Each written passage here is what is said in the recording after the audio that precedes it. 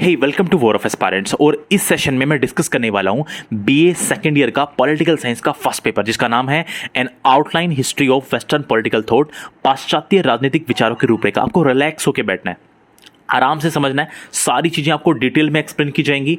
यदि आपको मेरी स्पीड स्लो लगती है तो आप प्लेबैक स्पीड से स्पीड को 1.25 या 1.5 कर सकते हैं। इसके अलावा आपका कोई भी डाउट है, कोई संदेह है, तो you can go in comment box और वहाँ पर अपने उच्च विचार आप प्रकट कर सकते हैं। Then let get started. Okay, चलो फिर चलते हैं हम अपने क्वेश्चंस की तरफ। और ये जो क्वेश्चन पेपर है, मॉडल पेपर है, इसको सबसे पहले डिस्कस करेंगे, इसके क्वेश्चंस को डिस्कस करेंगे और इसमें भी सबसे पहले शॉर्ट क्वेश्चंस को डिस्कस करते हैं। एक एक चीज को अच्छे से समझेंगे और इसके अलावा आपको पता है मैं आपको एक्स्ट्रा फैक्ट्स भी बताने वाला हूं। रीजन, क्योंकि देखो होता क्या है, ये आपको ना लॉन्ग क्वेश्चंस में भी हेल्प करेंगे। जब लॉन्ग क्वेश्चंस आप करते हैं तो आपके पास कंटेंट होना चाहिए। आप जानते हैं यूनिवर्सिटी में पेजेस भरने का एक अपना अलग ही इंपॉर्टेंस है। कई बार तो कॉपी पता है कैसे चेक होती हैं, पेजेस के अकॉर्डिंग चेक हो जाती हैं। तो पेजेस भरोगे कैसे? जब आपके पास कुछ कंटेंट होगा। अब ऐसे ही कुछ और तो भर नहीं दोगे उसमें, तो कुछ कंटेंट आपके पास होगा, कुछ नॉलेज आपके पास होगी, देन उसके बाद ही तो आप कुछ लिख पाएंगे। तो चलो फिर हम शुरू करते हैं। अब अपने मुद्दे की बात पर आते हैं। सबसे पहला क्वेश्चन आपके सामने, प्लेटो की 2 पुस्तकों का नाम लिखिए। The first question is write the name of any 2 books of Plato. Plato की 2 पुस्तकों के नाम आपसे पूछे हैं। देखिए, प्लेटो की जो रचनाएं हैं मैं आपको बहुत सारी बता देता हूं। द रिपब्लिक है, द लॉज है, द स्टेट्समैन है, इयोन है, सिंपोजियम है। ये इसकी बहुत सारी प्रमुख रचनाएं हैं, उसकी बुक्स हैं। कौन कौन सी? अगेन एक बार फिर से देख लीजिए, the Republic, the Laws, the Statesman, Ion and Symposium are important works of Plato. अब लेकिन इतने से काम नहीं चलेगा, ये तो हो गया एग्जाम पॉइंट ऑफ व्यू। अब मेरी बात को ध्यान से सुनिए। सबसे पहले आपको एक अंडरस्टैंडिंग क्रिएट करनी है। पॉलिटिकल साइंस को कुछ स्टूडेंट्स बहुत ज्यादा डिफिकल्ट मानता है।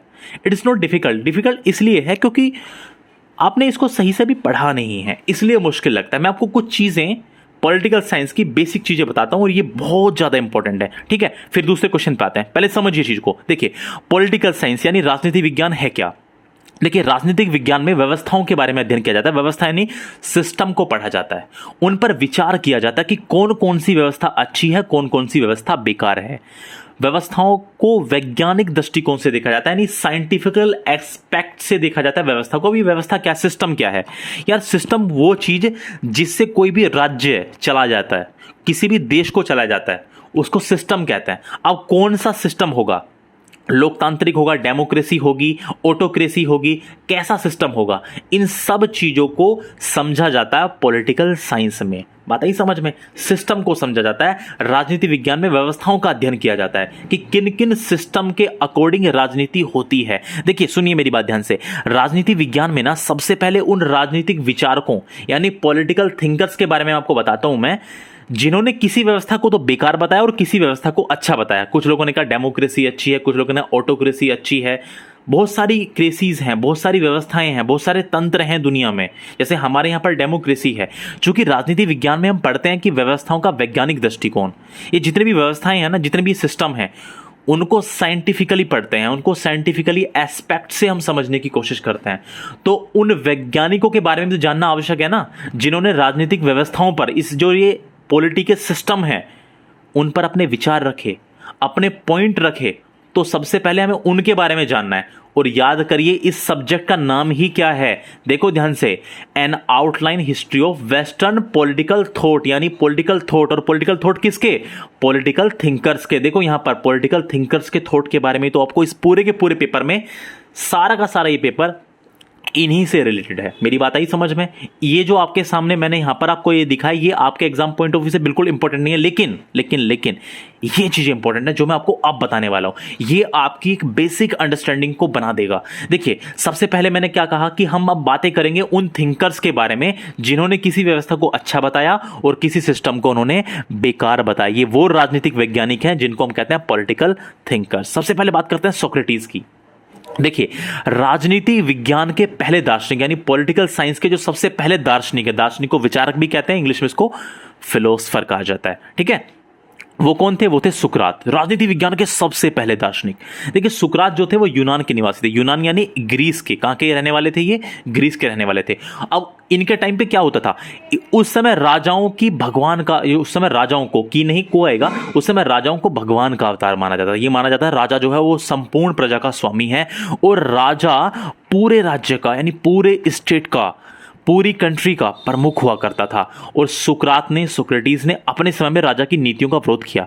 सोक्रेटिस ने क्या किया, जब वो जिंदा थे तो उन्होंने अपने टाइम में जो राजा होते थे उनकी जो पॉलिसीज थी, वो जो नियम चलाते थे, उनके जो नियम थे, उनका विरोध किया कि जनता का शोषण करते हैं, एक्सप्लॉइटेशन करते हैं, ये नियम ऐसे हैं।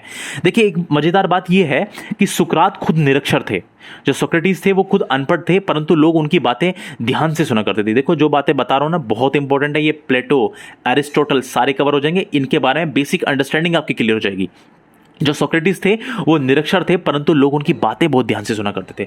सुकरात पता क्या कहते थे? सुकरात कहते थे मैं दुनिया का सबसे बुद्धिमान आदमी हूं। सुनो बात ध्यान से, सोक्रेटिस कहते थे मैं दुनिया का सबसे बुद्धिमान आदमी हूं क्योंकि मैं जानता हूं कि मैं कुछ नहीं जानता। अरे मेरी बात सुनो, सोक्रेटिस क्या कहते थे? सोक्रेटिस कहते थे कि मैं दुनिया का सबसे बुद्धिमान आदमी हूं क्योंकि मैं जानता हूं, क्योंकि मैं कुछ नहीं जानता। वो जानते थे कि वो कुछ नहीं जानते। सुकरात का एक शिष्य था प्लेटो। देखो मैंने क्या कहा था, प्लेटो तक लेके जाऊंगा आपको, मैंने कहा ना एक्स्ट्रा फैक्ट्स आपको मैं बता के जाऊंगा। तो ये जो प्लेटो थे ना, ये सोक्रेटिस के शिष्य थे, डिसिपल थे। बताइए समझ। प्लेटो जो थे ना वो सुकरात की सभी बातों को लिख लिया करते थे। जो प्लेटो थे वो सुकरात की सारी बातों को लिख लिया करते थे। प्लेटो ने सुकरात द्वारा कही गई सभी बातों को लिखकर एक बुक तैयार कर दी जो कहलाई द रिपब्लिक। अब देखो ध्यान से, आप लोगों को लग रहा होगा कि मैं क्या बता रहा हूं। देखो यहां पर भी मैंने क्वेश्चन में क्या बताया कि उसकी 2 बुक का नाम लिखिए, और ये पहली बुक है द रिपब्लिक। तो जो द रिपब्लिक है ना, ये सोक्रेटिस जो बातें बोलते थे उन बातों को प्लेटो लिख लिया करते थे, और वो बातों का संग्रह, वो पूरा का पूरा कलेक्शन ही क्या कहलाया? The Republic. इसके अलावा सोक्रेटिस ने, देखो सुकरात ने एक और पुस्तक लिखी, इसके अलावा माफ कीजिए सुकरात नहीं, यहां पर प्लेटो आएगा। इसके अलावा प्लेटो ने एक और पुस्तक लिखी थी जिसका नाम था द लॉज। देखो यहां पर ये रही द लॉज, देख रहे हो द लॉज। तो 2 बुक का आपसे नाम पूछा था, तो ये प्लेटो ने ही दोनों बुक्स लिखी हैं, और इनमें सुकरात द्वारा कही गई बातें लिखी गई हैं। यहां पे आ जाओ। प्लेटो का ये कहना था, अब सुन लो मेरी बात, ये भी क्वेश्चन आते हैं कई बार कि यह कथन किसका है। देखो प्लेटो का क्या कहना था। प्लेटो ये कहते थे कि राज्य वो अच्छा होता है जिसकी जनसंख्या निश्चित हो, जिसकी जो पॉपुलेशन है ना वो लिमिटेड हो, वो राज्य था। राज्य से मतलब है देश, राज्य से मतलब यहां पर क्या है? देश से, कंट्री से है।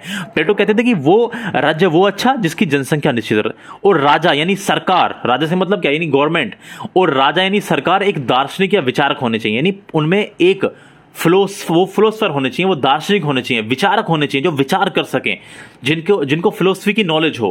राजा कैसा होना चाहिए? फिलोसफर होना चाहिए। और याद रखिएगा एक और इंपॉर्टेंट मजेदार बात बताता हूं, प्लेटो ने ही तो कहा था love is a serious mental disease. इन्होंने ही कहा था कि लव क्या है? वो एक सीरियस, एक मेंटल डिजीज है। और इन सभी बातों को लोगों तक पहुंचाने के लिए प्लूटो ने एक एकेडमी खोल डाली जिसका नाम था द एकेडमी। ये सारी की सारी बातें लोगों तक पहुंचाने के लिए प्लेटो ने क्या खोल डाली? एक एकेडमी खोल डाली जिसका नाम था द एकेडमी। याद रखना द एकेडमी एथेंस में स्थित है, जो यूनान की राजधानी है एथेंस, ठीक है, ग्रीस की कैपिटल है। अच्छा याद रखना एक और मजेदार बात, अरस्तु यानी एरिस्टोटल का नाम तो आपने जरूर सुना होगा, जो कि प्लूटो का शिष्य था। अब एरिस्टोटल किसके शिष्य थे? प्लूटो के। ध्यान से समझ लो, सोक्रेटिस के शिष्य थे कौन? प्लेटो। और प्लेटो के शिष्य कौन थे? एरिस्टोटल, अरस्तु जो कि प्लूटो का शिष्य था, इसी द एकेडमी से पढ़ा था। मैंने कहा द एकेडमी खोल दी थी, और इसी द एकेडमी से पढ़े थे कौन? ये एरिस्टोटल। अरस्तु द्वारा लिखित पुस्तक का भी आपसे नाम पूछ ले तो वो है द पॉलिटिक्स। द पॉलिटिक्स नाम की जो बुक है, द पॉलिटिक्स नाम की जो पुस्तक है, वो किसने लिखी थी? अरिस्टोटल ने लिखी थी, अरस्तु ने लिखी थी। और याद रखना अरस्तु का यह मानना था कि राज्य वो अच्छा होता है जो समुद्र के किनारे हो, जो किसके किनारे हो? सी, समुद्र के किनारे हो। और अरस्तु ने ही कहा था man is a political animal, मानव एक राजनीतिक प्राणी है। अरस्तु का कहना था man is a political animal. अब सुनो मेरी बात ध्यान से, क्योंकि अब इन्होंने बुक लिखी थी कौन सी? The politics. सुन लो, बहुत बहुत इंपॉर्टेंट बातें बता रहा हूं, बातें मिलेंगी भी नहीं आपको, क्योंकि पॉलिटिक्स नामक शब्द का प्रयोग सबसे पहले एरिस्टोटल ने किया था, अरस्तु ने किया था। इसीलिए अरस्तु को राजनीति विज्ञान का जनक कहा जाता है। He is called the father of political science. अरे पॉलिटिकल साइंस के फादर कौन है? एरिस्टोटल है, अरस्तु है। क्यों है? क्योंकि इन्होंने ही सबसे पहले बुक लिखी थी द पॉलिटिक्स। इन्होंने पॉलिटिक्स नामक शब्द का सबसे पहले प्रयोग किया था। जो पॉलिटिक्स नाम का वर्ड था वो सबसे पहले किसने यूज किया? एरिस्टोटल ने, अरस्तु ने। इसीलिए इनको राजनीति विज्ञान का जनक कहा जाता है। और याद रखना इन्हीं अरस्तु का तो शिष्य था सिकंदर महान, जो विश्व विजय के लिए निकला था, पूरी दुनिया को जीतने के लिए निकला था। अलेक्जेंडर द ग्रेट, सिकंदर महान, ये हिस्ट्री में आपने जरूर पढ़ा होगा। तो तो कुल मिलाकर जो ये पूरा का पूरा क्रम है क्या हुआ, सोक्रेटिस, उसके बाद प्लेटो, इन्होंने द रिपब्लिक और द लॉज बुक लिखी है, इन्होंने द एकेडमी खोली, और एरिस्टोटल इन्होंने द पॉलिटिक्स लिखी, और इन्हीं का शिष्य था सिकंदर महान। देखो कितनी इंपॉर्टेंट बातें मैंने आपको बता दी हैं, और ये बातें ना आपको लॉन्ग क्वेश्चन में बहुत हेल्प करती हैं। ये चीजें वो फैक्ट हैं जो एक्चुअल में जेन्युइन फैक्ट्स हैं, और ये आपको हेल्प करते हैं लॉन्ग क्वेश्चन में बहुत ज्यादा। उम्मीद है आपको मेरी बातें समझ में आ रही होंगी। चलिए फिर क्वेश्चन नंबर 2 पर चलते हैं। अच्छा, इसके ना 3 पार्ट आने वाले हैं। ये पहला पार्ट है, इसके बाद सेकंड पार्ट आएगा, और उसके बाद थर्ड पार्ट आएगा, और कल दोपहर तक मैं आपको तीनों पार्ट अवेलेबल करा दूंगा। थोड़ा सा बिजी शेड्यूल होने की वजह से चीजें लेट हो गई हैं। अच्छा, आगे देखिए, क्वेश्चन नंबर 2 है, प्रत्येक व्यक्ति या तो प्लेटोवादी उत्पन्न होता है या अरस्तुवादी। ये स्टेटमेंट किसका है, किस लेखक का है? आ जाइए वापस। क्वेश्चन क्या पूछा आपसे क्वेश्चन पूछा कि प्रत्येक व्यक्ति या तो प्लेटोवादी उत्पन्न होता है, पैदा होता है, या अरस्तुवादी। ये कथन किसका है? Everyone is born either a Platonist or Aristotelian. Whose statement is this? आपसे पूछा ये स्टेटमेंट किसकी है? देखिए बात सुनिए ध्यान से।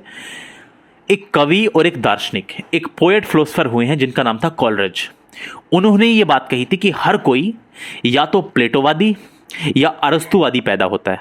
The poet philosopher Coleridge said that everyone is born either a Platonist or Aristotelian. लेकिन इतने से तो काम नहीं बनता ना यार, कुछ तो एक्स्ट्रा चीजें पता होनी चाहिए। देखो ये चीज ना लॉन्ग क्वेश्चन में आपको बहुत हेल्प करने वाली हैं। देखिए इनका जो पूरा नाम था that was Samuel Taylor Coleridge. क्या नाम था? हाँ बिल्कुल सही, सैमुअल टेलर कॉलरिज। ये एक अंग्रेज कवि, ये एक इंग्लिश पोएट थे, दार्शनिक थे, फिलोसोफर भी थे, एंड रोमांस लेखक थे, यानी रोमांटिक स्टोरीज लिखा करते थे, और जिन्होंने अपने मित्र विलियम वर्ड्सवर्थ के साथ मिलकर इंग्लैंड में रोमांस आंदोलन यानी रोमांस मूवमेंट की शुरुआत की थी। और ये अपनी कविताओं इनकी, अच्छा इससे पूछा जा सकता है कि इनकी कविताओं के नाम बताइए, तो याद रखना इनकी जो फेमस कविता है वो है the rime of ancient mariner. What is the name? The rime of, यहाँ पे देखिए the rime of ancient mariner. और इसके अलावा और एक और इनकी रचना है जो ये बहुत ज्यादा इंपॉर्टेंट है, ये दोनों इंपॉर्टेंट है, कुबला खान। क्या नाम है? कुबला खान। ठीक है, बात आ रही मेरी आपको समझ में? अच्छा, क्या बताया मैंने? Samuel Taylor Coleridge was an English poet, philosopher and romance writer who along with his friend William Wordsworth started the romance movement in England, and he is the best known for his poems the rime of the ancient mariner and Kubla Khan. ठीक है, बात आ रही सबको समझ में? अच्छा, कोई भी डाउट होता है आप लोग कमेंट बॉक्स में पूछ सकते हैं। अगले क्वेश्चन पे चलें। देखो अगला क्वेश्चन आपके सामने क्या है? अगला क्वेश्चन है आपके सामने, यहां पर आ जाइए। देखिए क्वेश्चन नंबर 3, राजनीति से धर्म तथा नैतिकता को किसने अलग किया, पृथक किया? What the question? राजनीति से धर्म तथा नैतिकता को किसने पृथक किया, किसने अलग किया? चले फिर आ जाए हम। देखिए क्या क्वेश्चन था वो, who separated religion and morality from politics. राजनीति से धर्म तथा नैतिकता को किसने अलग किया? देखिए समझिए बात को, मैं फिर कह रहा हूं, मेरी स्पीड यदि आपको स्लो लगती है तो you can make it up to 1.25 and 1.5, okay, no problem. Machiavelli ने राजनीति को धर्म और नैतिकता से अलग कर दिया। क्या वो व्यक्ति कौन थे? आपको तो केवल इतना पूछा है कि किसने अलग किया, तो किसने में नाम क्या आ गया? मैकियावेली। मैकियावेली ने राजनीति को धर्म और नैतिकता से अलग किया। ठीक है, Machiavelli separated politics from religion and morality. अब सुनिए इनके, लेकिन थोड़ी सी बातें और समझ लीजिए। मैकियावेली ने ना तो ईसाई धर्म की मान्यताओं को और न ही देवी कानूनों का अस्तित्व स्वीकार किया। समझिए, वापस आसान भाषा में समझाता हूं। देखिए जो मैकियावेली थे उन्होंने ईसाई धर्म की जो मान्यताएं हैं उनको किसी भी को, जितने भी उसमें क्रिश्चियनिटी में जितने भी लॉज हैं, जितने भी बिलीफ्स हैं, उनको नहीं माना, और ना ही दैवी कानून यानी जो धार्मिक कानून होता है, जैसे हर धर्म में कानून होता है ना, ये इतने बजे करना चाहिए, ऐसा इस दिन ये नहीं करते, वो नहीं करते, तो और ना ही दैवी कानूनों को, जितने भी डिवाइन लॉज हैं उनके अस्तित्व को, उनके एग्जिस्टेंस को भी कभी स्वीकार नहीं किया। मैकियावेली ने इस बात से इनकार कर दिया कि मानव का कोई पारलौकिक उद्देश्य, पारलौकिक का मतलब है इस दुनिया से बाहर। जैसे हम कहते हैं ना कि अच्छे कर्म कीजिए, फिर आपको पता नहीं इसके बाद जो अगले लोक में आपका जन्म होगा वहां आप कहां जन्म लेंगे, तो कर्म अच्छे करें। तो इनका यह मानना था कि ऐसा पारलौकिक कोई दूसरी दुनिया नहीं होती है, जो भी कुछ चीजें हैं सब यहीं पर हैं। बात आई समझ? तो मैकियावेली ने धर्म तथा नैतिकता को पृथक किया था, किससे? राजनीति से, यानी पॉलिटिक्स से। ठीक है, Machiavelli separated politics from religion and morality. Machiavelli neither accepted the beliefs of Christianity nor the existence of divine laws. Machiavelli denied that the human being have any transcendental purpose, यानी कोई पारलौकिक उद्देश्य नहीं होता है मानव का। अच्छा, इनका जो पूरा नाम था वो था निकोलो मैकियावेली, और इटली का एक राजनयिक था, एक राजनीतिक दार्शनिक था, संगीतज्ञ था, कवि और नाटककार था। Niccolo Machiavelli was an Italian diplomat and political philosopher, musician, poet and play writer. Hindi वाले भी इंग्लिश में जरूर देख लिया करो, एक अंडरस्टैंडिंग अच्छी बन जाती है यार, ये आपके बहुत चीजें काम आएंगी। ये मत समझा करो नहीं हम तो हिंदी वाला है हमें तो कुछ नहीं लेना है, चीजें अच्छे से समझा करो और बाइलिंगुअल पकड़ हमको बनानी चाहिए, अंडरस्टैंडिंग बना के चलनी चाहिए। लेकिन अब यार होता क्या ना, बीए वाले तो कुछ लोग तो 2 दिन पहले ही पढ़ते हैं, ठीक है। अब पूरे साल में मुझे नहीं लगता, कुछ स्टूडेंट तो ऐसे होते हैं जो पूरे साल में बस 5 ही दिन शायद कॉलेज गए होंगे, ऐसे भी स्टूडेंट्स होते हैं। तो मैं ये नहीं कह रहा वो गलत है, क्योंकि कॉलेज में कई बार तो पढ़ाई चलती नहीं है, तो कुछ तो टाइम भी वेस्ट क्या करना है, ये भी बात भी आपका पॉइंट ऑफ व्यू भी बिल्कुल सही है, कोई दिक्कत वाली बात नहीं है, मैं उसमें कोई एतराज नहीं कर रहा हूँ। बट हम जब पढ़ते हैं ना किसी चीज को तो फिर अंडरस्टैंडिंग के साथ पढ़ना चाहिए, अंडरस्टैंडिंग के साथ जितना पढ़ोगे ना चीजें जल्दी याद होंगी, वरना फिर मॉडल से रटने में तो फिर यार वही बात हो जाती है, फिर कुछ चीजें एग्जाम टाइम में पहुंचोगे तो वहां बोल भी जाता है। खैर चलो अपना अपना पॉइंट ऑफ व्यू है, आगे बढ़ जाता है, हम अगले क्वेश्चन की तरफ हम चलते हैं। ठीक है, देखो अगला क्वेश्चन क्या है, अगला क्वेश्चन है आपके सामने, मैं बहुत ज्यादा पीछे आ गया। क्वेश्चन नंबर 4 देखिए, थॉमस हॉब्स द्वारा प्रतिपादित सामाजिक समझौते की कोई 2 विशेषताएं लिखिए। क्वेश्चन नंबर 4 को देखिए, थॉमस हॉब्स द्वारा प्रतिपादित सामाजिक समझौते की कोई 2 विशेषताएं लिखिए। मैं आपको 3 बताता हूं, चलो आ जाओ स्लाइड पे आ जाइए। कह रहे हैं राइट एनी 2 फीचर्स। अच्छा क्वालिटी यदि आपको 360p में नहीं दिख रहा सही से तो उसको बढ़ा लीजिए, 720p तक कर लीजिए, 480p तक कर लीजिए, क्योंकि फोन थोड़े छोटे हैं, आंसर थोड़ा सा ज्यादा बड़ा है। Write any 2 features of social agreement as propounded by Thomas Hobbes. Thomas Hobbes द्वारा प्रतिपादित सामाजिक समझौते की कोई 2 विशेषताएं लेकिन मैंने आपको यहाँ 3 बताई हैं। अब इसको समझिए, समझ के समझोगे तो आसान हो जाएगा। देखिए हॉब्स द्वारा प्रतिपादित सामाजिक समझौते की विशेषताएं इस प्रकार हैं। The features of social agreement as propounded by Hobbes are as follows. देखिए सबसे पहले इनका यह कहना था कि देखिए जब भी सामाजिक समझौता यानी समाज में लोगों को रहना है तो व्यक्ति आपस में समझौता करते हैं, ठीक है, व्यक्ति आपस में एग्रीमेंट करते हैं जिसके द्वारा वे अपने ऊपर शासन करने के सभी अधिकार एक व्यक्ति या व्यक्तियों के समूह को सौंप देते हैं। जैसे अभी भी आप देखते हैं, यदि हम आज की बात करें, तो अभी भी क्या होता है, हम लोग सब क्या करते हैं, वोटिंग करते हैं और अपने ऊपर अधिकार करने के लिए किसी एक व्यक्ति को वोट दे देते हैं कि ये व्यक्ति जो है पूरे शासन को चलाएगा, हमारे ऊपर अधिकार करेगा। बात आई समझ में? तो होता क्या है, इंडिविजुअल्स यानी व्यक्ति, समझिए, make agreement among themselves by which they entrust all the rights to rule over. ये इनका समझौते का सिद्धांत मैं थॉमस हॉब्स का बता रहा हूं। ये आज के टाइम से मैच मत करना कि थॉमस हॉब्स का क्या मानना था। थॉमस हॉब्स ये कहते थे कि व्यक्ति जो है आपस में समझौता करते हैं जिसके द्वारा वे अपने ऊपर शासन करने का अधिकार एक व्यक्ति या बहुत से व्यक्तियों के समूह को दे देते हैं, ठीक है। लेकिन जब ये सब हो जाता है, जब वो चुन लेते हैं किसी एक व्यक्ति को अपने ऊपर कि ये व्यक्ति हमारे ऊपर अधिकार करेगा, हम इसकी बातें मानेंगे, ये हमारा राजा, ये हमारा हेड, तो सामाजिक समझौते के बाद अब किसी को भी राज सत्ता की अधीनता से अलग होने का अधिकार नहीं है। जब आपने एक बार किसी को चुन लिया ना अपने ऊपर अधिकार करने के लिए, तो फिर उस समझौते के बाद, उस एग्रीमेंट के बाद किसी को भी राज सत्ता, ठीक है, उस राजा की जो सत्ता है, उसकी जो अधीनता, वो उसको अब उससे अलग होने का अधिकार नहीं है। अब उसके अब अंडर आते हैं तो उसकी बातें आपको माननी पड़ेंगी। मनुष्य फिर उस समझौते की अवहेलना नहीं कर सकता। Man can not do longer disobey that agreement. No one has the right to secede from the subjugation of the state. जो रूल्स हैं, आप जब भी आप उसके अंडर आ चुके हैं, आपने पहले चुन लिया है, तो अब आपको माननी पड़ेंगी वो बातें। After the social agreement man can do no longer disobey the agreement. अब आप उसको डिसओबे नहीं कर सकते, अवहेलना नहीं कर सकते। ये तो आपको केवल 2 लिखना है, आपको केवल 2 विशेषता लिखनी है। तीसरी और है, मैं तीसरी और बता रहा हूं। वैसे तो बहुत सारी हैं लेकिन मैंने यहां पर 3 इंक्लूड की हैं। हॉब्स का एक और मानना था, हॉब्स का मानना था कि जब समझौता हुआ था तब किसी शासक ने भाग नहीं लिया था। हॉब्स का ये कहना था कि अभी आपको अधीनता माननी पड़ेगी, उनकी बातें माननी पड़ेगी। क्यों? अरे जब समझौता हुआ तब कोई शासक नहीं था, सब इंडिपेंडेंट लोग थे और आप लोगों ने तो चुना था सबको। उस समय कोई शासक थोड़ी ना था हमारे बीच में, उस समय तो कोई भी राजा नहीं था, उस समय सब स्वतंत्र थे, ठीक है, किसी शासक ने भाग नहीं लिया था। बल्कि इसमें प्राकृतिक अवस्था के समान नेचुरली सभी लोग स्वतंत्र रूप से लोगों ने भाग लिया था और समझौता किया आपस में। Hobbes believes that when the settlement was reached या agreement was reached, no ruler took part. कोई रूलर नहीं था उस टाइम पर, but in it free people like natural state participated and made the agreement. सभी लोग स्वतंत्र थे और उन्होंने आपस में समझौता किया, एग्रीमेंट बनाया। मुझे उम्मीद है यार ये आपको बातें समझ में आ गई होंगी। अब इसी चीज को मॉडल से पढ़ेंगे, मैं गारंटी के साथ बताता हूं आपको, ये चीजें नहीं समझ आएंगी वहां पे, ठीक है। चले अगले क्वेश्चन पे चले। देखो अगला क्वेश्चन क्या है, थोड़ा सा टाइम लग रहा है, मैं आपको छोटी छोटी वीडियो बना के दूंगा, मैं ऐसे नहीं है कि एक ही मैं सारी करा रहा हूं, इसलिए मैंने कहा 3 पार्ट में कर दूंगा इसके। 5वां क्वेश्चन देखिए, जॉन लॉक के अनुसार प्राकृतिक अवस्था में मानव के प्राकृतिक अधिकारों के नाम लिखिए। तो चलो फिर इस क्वेश्चन की तरफ भी चलते हैं, इसको भी समझ लेते हैं।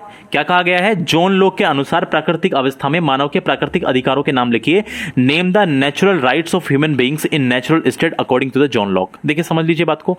देखिए लॉक के अनुसार, जॉन लॉक के अनुसार मनुष्य एक विवेकशील, नैतिक और सामाजिक प्राणी है। विवेकशील बोले तो रेशनल, नैतिक यानी मॉरल, और सामाजिक प्राणी यानी सोशल एनिमल। ठीक है, according to the Locke man is a rational, moral and social animal. पहले मैं हिंदी बता देता हूँ, फिर इंग्लिश में बाद में देखेंगे। क्वालिटी जरूर बढ़ा लीजिएगा कि सही से नहीं देख पा रहा, फोन थोड़े से छोटे हैं। ठीक है, चलो समझे बात को। देखो लॉक के अनुसार मनुष्य जो है ना वो एक विवेकशील है, क्योंकि उसमें बुद्धि है, नैतिकता है, एक सामाजिक प्राणी, समाज में रहता है। इस कारण सभी मनुष्य अपने साथी एवं मित्रों के साथ सुख शांति और सौहार्दपूर्ण तरीके से रहता है, क्योंकि उसमें बुद्धि है यार। मनुष्य में, मानव में बुद्धि है, तो एक सौहार्दपूर्ण तरीके से, एक मतलब हैप्पीली, पीसफुल तरीके से, हार्मोनियस तरीके से रहता है। अब जॉन लॉक ने ऐसी अवस्था की कल्पना की है जिसमें सभी व्यक्ति शांतिमय तरीके से राज्य के बिना, यानी कोई राज्य नहीं होगा, कोई सरकार नहीं होगी, कोई राजा नहीं, गवर्नमेंट नहीं, ऐसे ही रहें। उनका ऐसा मानना था कि उन्होंने एक ऐसी अवस्था होनी चाहिए, एक ऐसी व्यवस्था होनी चाहिए दुनिया में कि लोग जो है, क्योंकि मानव में बुद्धि होती है, ठीक है, तो उनका यह मानना था कि सभी व्यक्ति शांतिमय तरीके से राज्य के बिना ही, यानी कोई सी स्टेट के बिना ही, देश के बिना ही रहें। जॉन लॉक इसे प्राकृतिक अवस्था कहता था। जॉन लॉक जो थे वो उसको क्या कहते थे, ये प्राकृतिक अवस्था है, नेचर से हमें प्राप्त है। नेचर ने हमें कोई कंट्रीज बना के नहीं दी, नेचर ने हमें कोई देश बना के नहीं दिए, राज्य बना के नहीं दिए। जॉन लॉक ने इस अवस्था को सद्भावना, पारस्परिक सहयोग, संरक्षण और शांति की व्याख्या बताया है। देखो यहां पर आपसे क्या पूछा गया था, जॉन लॉक के अनुसार प्राकृतिक अवस्था में मानव के प्राकृतिक अधिकारों के नाम लिखिए। तो जो मानव के जो प्राकृतिक अधिकार हैं वो कौन कौन से हैं, वो है सद्भावना, पारस्परिक सहयोग, संरक्षण और शांति। मेन आंसर है ये जो मैंने आपको यहां पर रेड करके दिखाया हुआ है। ठीक है, लेकिन आपको चीजों को थोड़ा सा बढ़ा करके अच्छे तरीके से रिप्रेजेंट करना होता है। लोक ने इस अवस्था को सद्भावना, पारस्परिक सहयोग, संरक्षण और शांति की व्याख्या बताया है।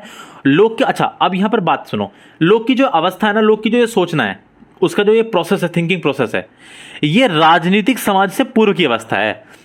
राजनीतिक समाज मतलब जो अभी हमारी सोसाइटी, वहां पर राजनीति चलती है, पॉलिटिक्स चलती है। जब पॉलिटिक्स नहीं थी, जब पॉलिटिकल साइंस का उदय नहीं हुआ था, ये उससे पहले की अवस्था है ये। अब ये अवस्था काम नहीं कर सकती।